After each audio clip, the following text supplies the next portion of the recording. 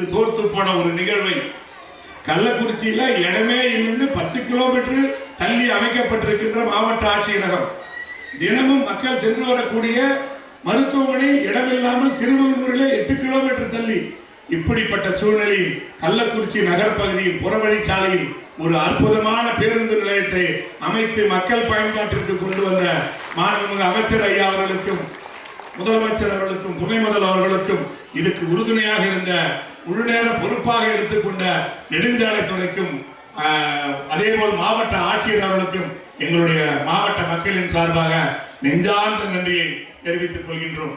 அந்த அடிப்படையிலே இங்கே இருக்கின்ற மணலூர்பேட்டையில் எண்ணற்ற திட்டங்கள், இந்த கூவனூர் நான் பெருசா அதிகமாக சொல்லல, கூவனூரில் செயல்படுத்திருக்கப்பட்டிருக்க திட்டத்தினுடைய மதிப்பீடு மட்டும் சற்று ஏறத்தாழ 32 கோடி ரூபாய் இந்த கிராமத்திற்கு மட்டும் நிதி, உள்ளாட்சி, நெடுஞ்சாலைத்துறை, ஊரக வளர்ச்சி அத்தனை துறையிலிருந்து 32 கோடி ரூபாய் இந்த ஒரு ஊராட்சிக்கு திட்டங்கள் நடத்தப்பட்டிருக்கிறது.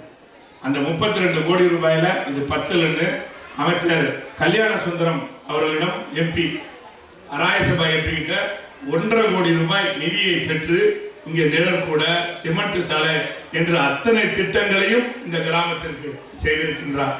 அதற்கு ஒரே காரணம், இந்த ஊரை பொறுத்த மட்டில் மாண்புமிகு அமைச்சர் ஐயா அவர்கள் வண்டி வந்தப்ப கூட வண்டி திருப்பி ஊரை சுற்றி வரணும்னு சொன்னார்.